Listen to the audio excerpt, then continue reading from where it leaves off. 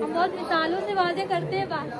चोट दिखाई देती है, तकलीफ महसूस होती है, लेकिन कौन हमें यहाँ पर बताएगा कि रूहानी अजियत दिखाई देती है? दिखाई देती है, महसूस कर लेते हैं हम दूसरे की, किसको बुरा लगा, इसको चोट पहुंची।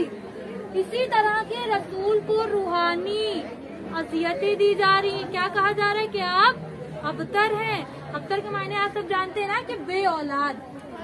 आप बे औलाद है, आप जादूगर है, लोगों को वश में कर ले, साहिर है। तो ये क्यों कहा जा रहा है? ये क्यों कहा जा रहा है? क्योंकि आप भी लोगों ने तो उनकी नस्ल को खत्म किया था, रब वालों ने उनकी औलादों को खत्म किया था।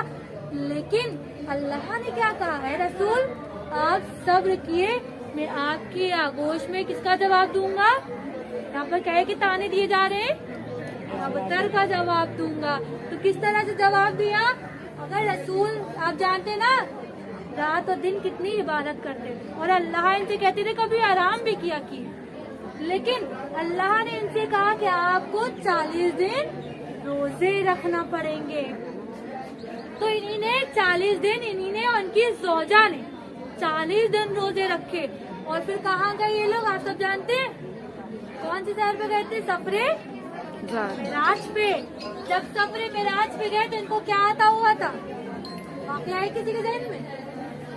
इनको सेब आता हुआ था, जिसको क्या कहते हैं? तोहफेतुल फिरदौस, जिसमें किसका नूर था? बीबी सैयदा का नूर था। फिर इन्ना तैना कल कौशल, यानी है रसूल मैंने आपकी गोद में ऐसी खैर कसीर कौशल अता कर दी है जो नस्ल कभी खत्म नहीं हो सकती। आप जानते हैं कि लड़कियों की कोई वैल्यू नहीं थी रसूल के जमाने में। उनको दफना दिया जाता था, जो यतीम हो जाती थी तो उनकी शादियां होना ही मुश्किल हो जाती थी। लेकिन उस हालात में रसूल ने कितनी बेहतरीन परवरिश की अपनी औलाद की। आज इनकी ही बेटी की वजह से हम नस्ल कायम है, और इनके दुश्मनों की नस्लों का अता पता कुछ भी नहीं है। शेब अबी तालिब, आप आपने बयान सुना होगा। शेब अबी तालिब कुछ इस तरह का, यानी एक सोसाइटी और एक एरिया, चारों तरफ से हमें घेर लिया जाए। लॉकडाउन का मतलब जानते हैं, कैसे कर्फ्यू लगा था और खाना पीना सब कुछ बंद हो गया था। शेब अबी तालिब का बिल्कुल वाकया ऐसा, लेकिन उससे भी सख्त मरहला था कि उनको कोई मतलब ना उनसे कोई बात करे, ना उनसे कोई मिले, और ना खाना पानी कुछ न जाए। और मकसद ये था कि शेब अबी तालिब में रहकर भूख कर मर जाएंगे, इस्लाम नहीं फैला सकते। लेकिन रसूल ने हार मानी, नहीं मानी इनका, क्योंकि साथ कौन दे रहा है? जनाब अबू तालिब अलैहिस्सलाम, बीबी खदीजतुल कुबरा, बीबी फातिमा ज़हरा और अमीरुल मोमिनीन अलैहिस्सलाम, ये सब क्या दे रहे? साथ। और जिसके सर पे किसका हाथ हो? अल्लाह का। उसको कोई बुझा सकता है? नहीं बुझा सकता। लेकिन शेब अबी तालिब में जो इनके हमराह थे वो शहादत पेश कर गए थे। वो कौन थे? जनाब यासिर और उनकी वालिदा, क्या नाम है? जनाब सुमैया अलैहिस्सलाम।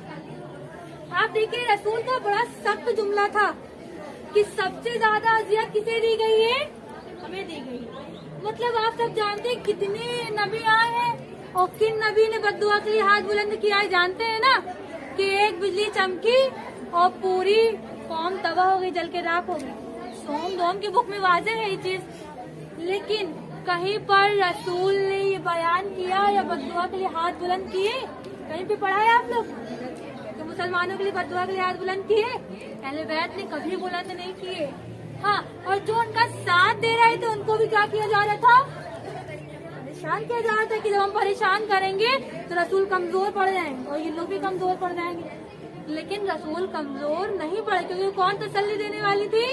उनकी बेटी। अब आप देखिए जो रसूल का घर था, रसूल अपने घर में तिलावत जब करते थे, यानी उनको इतना बेहतरीन अंदाज, लहजा और तलफ़्फ़ुज़ था कि जो इनकी कत्ल की साजिशें कर रहे हैं वो इनकी दीवार के पीछे खड़े होकर क्या सुन रहे हैं? इनकी तिलावत। यानी इतना बेहतरीन अंदाज रसूल का, रसूल की तिलावत से खींचे चले आ रहे। और यही इस्लाम कबूल कर लेते तो ईमान ले आते, लेकिन इस्लाम कहाँ कबूल करेगा? शैतान। शैतान है, इन लोग के लिए दोज़ख खुल गया, लानत। लेकिन उम्मे अबीहा किसे कहा गया? आप सब जानते हैं? उसके मायने क्या है? अपने बाप की, आपकी बाप की माँ। बेशक दुनिया में कोई औलाद ऐसी है जो अपने बाप की माँ है? किसी को लक़ब दिया है? नहीं। इनका किरदार था ऐसा, अपने बाप के जख्मों को साफ करती थी, तसल्ली देती थी, इसलिए इनको उम्मे अबीहा कहा गया। ये हमारे लिए क्या है? लेसन है। हमें चाहिए इनको आइडियल बनाए। यहाँ पर है कि ये एक ज़ौजा है और इनके ये हस्बैंड है। इनके हस्बैंड को जब ये घर में तशरीफ लाए तो बहुत गमज़दा होता है, बहुत ज्यादा गमज़दा है और तशरीफ घर में लाए। लेकिन इनकी ज़ौजा का कहना है हर औरत को चाहिए अपने शौहर का इस्तकबाल मुस्कुरा के, क्योंकि क्या है इस्लाम में क्या है? मुस्तहब है कि इस्लाम में शौहर का इस्तकबाल मुस्कुरा के करे। ये गमज़दा होकर आ रहे हैं। इनसे पूछा गया कि आप गमज़दा क्यों हैं?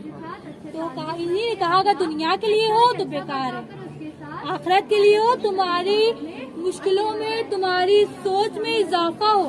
क्योंकि हमें क्या बुलंद करनी है? आखिरत बुलंद करनी है या दुनिया? आखिरत। बेशक हमें क्या बुलंद करनी है? आखिरत। अब यहाँ पर से देखें कि एक औरत ही होती है जो अपनी बच्चों की बेहतरीन तरबियत करती है। अब औरतों को चाहिए कि जब वो उनकी वो बढ़ने लगे तो उनको गाइड करे इस्लाम की ओर, हिजाब सिखाए, नमाज सिखाए, वजू को स्टेप बाय स्टेप सिखाए तो बेहतरीन तरबियत हो जाएगी। अब देखें कि बिफोर इस्लाम और आफ्टर इस्लाम, जब इस्लाम से पहले लड़की कैसी थी? बापर्दा थी, बापर्दा रहती थी। लेकिन जब उसने इस्लाम को कैच किया, इस्लाम कबूल किया तो क्या हो गई? एक हिजाब में, ठीक है। लेकिन बापर्दा खातून क्या समझ रही है? हम आजाद है। तो कौन बता सकता है वो आजाद है? आजादी नहीं है, क्योंकि इसलिए उस पर 4 छींटे पड़ने की गुंजाइश है। वो तब भी कैद में है। बापर्दा रह लो तुम, जिस्मानी आजाद हो लेकिन दुनियावी आजाद नहीं हो। और जो पर्देदार औरत है वो एकदम से पाको पाकीज़ा है, वो आजाद हो सकती है। क्योंकि इसलिए जब जिस गली से पर्देदार औरत गुजरती है तो 4 लोग साइड हो जाते हैं, लेकिन बापर्दगी से नहीं साइड होते। तो इस्लाम में चाहिए हम पर्दा को कबूल करें। और अल्लाह किससे राजी है? किससे राजी होगा? पर्दे से। और शैतान किससे राजी है? बापर्दे से। पैदा हमें किसने किया है? अल्लाह ने। तो हम किसकी तरफ जाएंगे? तो बेहतर है कि पर्दे को कैच करे, फॉलो करे, पर्दा करे और बीवी को आइडियल बनाए। वस्सलामुअलैकुम।